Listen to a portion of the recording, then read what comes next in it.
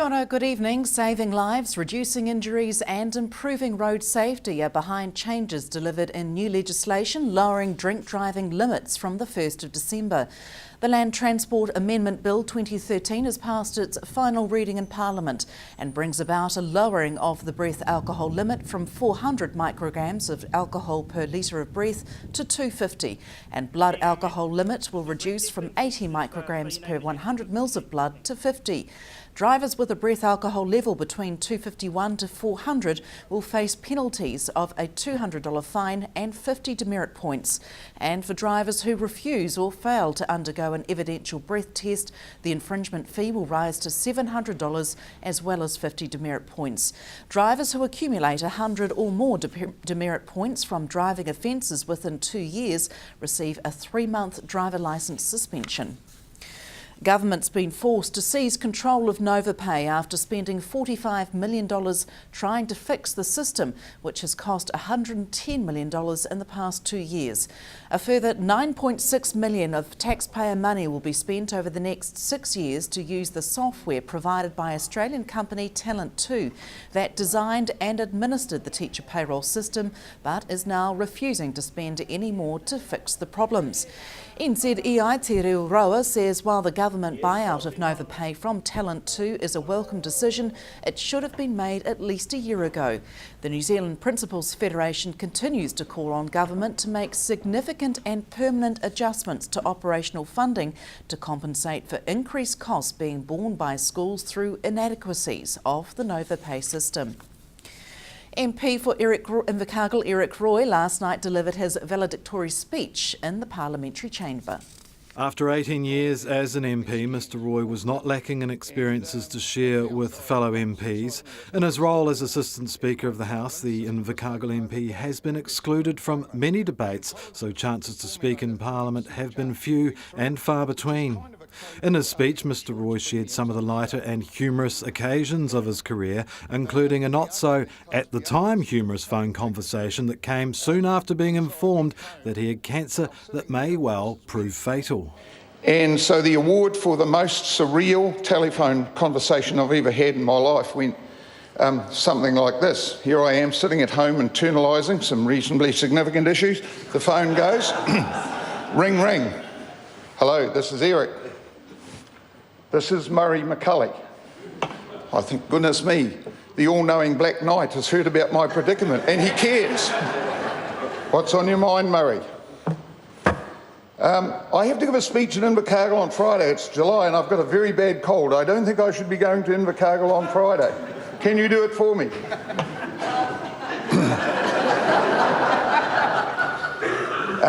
Murray, do you think I really should be doing this?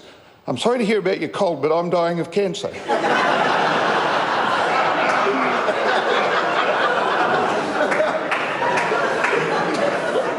Long pause.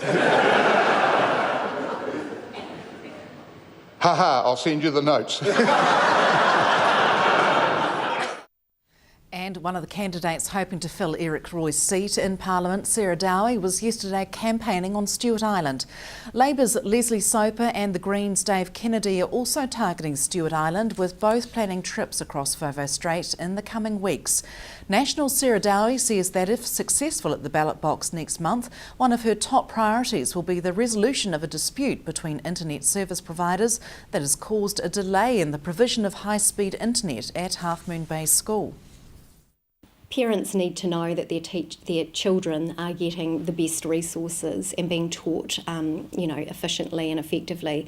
And if they're not getting that, they may be forced to take their children elsewhere. So it's extremely important for that school. Another issue, I guess, inevitable is the high cost of energy there, and they use diesel generators. Are there answers floating around? What are the locals saying?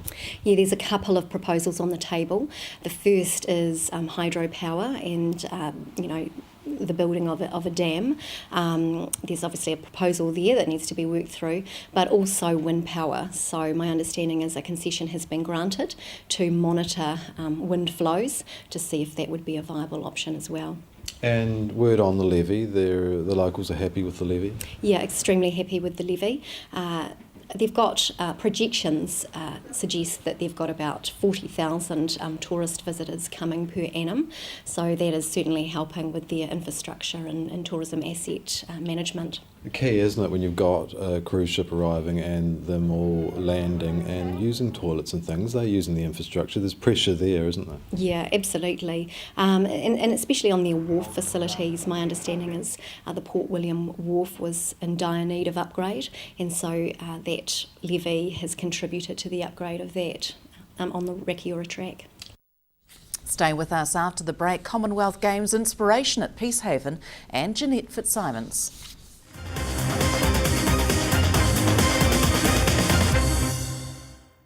Welcome back. A New Zealand without the use of coal by the year 2027 is the goal of Coal Action Network Aotearoa. The group's has prepared a report in the eventual phasing out of coal as an energy source. And the region promoting the report was its co-author Jeanette Fitzsimons. Hunter Andrews asked her how possible a coal-free future for New Zealand could be. Now it's possible because we have a lot of renewable energy in New Zealand. We don't use much coal for electricity, but that's easily replaced with geothermal and wind. We use coal in boilers, and that can be replaced with wood waste, chipped wood, which is currently left to rot in the forests. That is a huge resource that we're not using. There are masses of jobs in that industry if we get it going. So yes, it is entirely possible. What sort of time frame are you setting, or are you and your group setting to imagine a New Zealand not using coal, and even a world perhaps? Well, certainly a world, because New Zealand can't do it on its own. So it has to be collaborative and it has to be international. The science tells us that we have to get rid of coal by about 2030 if we're going to have a safe climate, and we've got to get rid of oil by about 2050.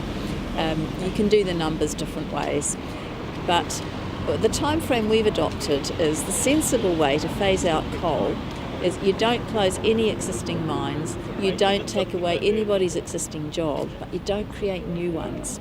So no lignite projects in Southland, no new mines up on the glorious Denniston Plateau on the west coast, but let Takatimu and Ojai and Stockton and so forth continue until they run out, and a lot of the miners will have retired by then. Now 2027 is the year that the permits for New Zealand's biggest mines expire.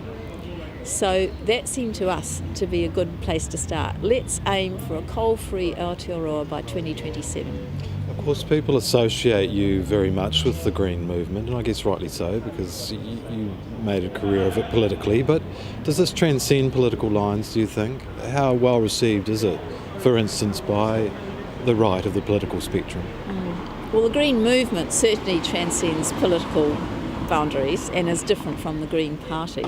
We have found this message has gone down extremely well right throughout New Zealand. We presented it to the Dunedin Chamber of Commerce a couple of days ago. They were very receptive. We presented it to Venture Southland this morning. We found we had a lot of common ground. It's not a political message, it's a message about the survival of humanity. When would you expect some sort of legislation? You want this to be interpreted through legislation, don't you? When? How soon? I mean, you probably would say as soon as possible. Yes, we do need some legislation, but there's an awful lot we can do before we get to legislation. You know, communities can start reinventing themselves a different kind of future. The report that we've launched, which is on the website, just look for Jobs After Coal, details how some other communities overseas have done this. It looks at what the options are. The transition away from coal is underway. We can help it along or we can resist it. Eventually we're going to need legislation to say no new coal mines, because otherwise the coal's not going to stay in the ground. But we can build renewable energy, we can do energy efficiency, we can set up new low carbon industries, we can make much better use of our wood resource without needing legislation for it. Career Fest Southland 2014 got underway today at Stadium Southland. Career Fest showcases study, training, employment and career support services to the community, exposing Southlanders to trends and opportunities in the current job and future job climate. The expo is open to school students and the general public alike. Organisers say the annual event's designed to expand the net to provide information and guidance not just for school leavers but others in the community who are seeking a change in vocation. Career Fest 2014 concludes tomorrow. The Glasgow Commonwealth Games have inspired a group of local rest homes to get together for some friendly sports competition in Invercargill today. Residents from 4 rest homes took part in the inaugural 2014 Presbyterian Support Southland Games at Peacehaven. Following an address from the Queen and captain of the host team, the Games were officially declared open. There were 6 round-robin events with residents competing in quoits, shuffleboard, bocce, skittles, floor darts and chair hopscotch. Pauline Watson of Team Cottage Republic was expecting a few surprises ahead of competition, but was optimistic about her team's chances. I would like to think we get quite a few medals, but other than that it'll be fun, I think. There's a number of games that you're taking part in. How many of these have you played before? None. How do you think you're going to go if you haven't actually played any of these games before? I don't know. A lot of luck. Peacehaven normally have intimate games amongst residents, but this year decided to invite other PSS homes to compete. We've got 48 competitors. We have 6 teams, and they're from Wolsey House, Vickery Court, West Haven and Gore. We've got the cottages here at Peacehaven, plus we've got Iona and our own team, Peacehaven. And as far as the ages of competitors?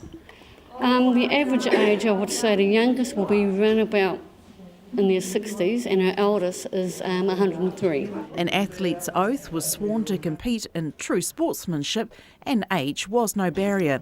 These people are very competitive, they're young at heart and they mean business when they're competing, but they're having fun, they're enjoying themselves, they're meeting up with friends from other homes, and this kind of event creates that opportunity. A medal and closing ceremony completed a fun day out for competitors and supporters. Margot Sutherland, South Today News. And that's it from the news desk this Thursday. Sport is along after the weather next. From the news team, good night.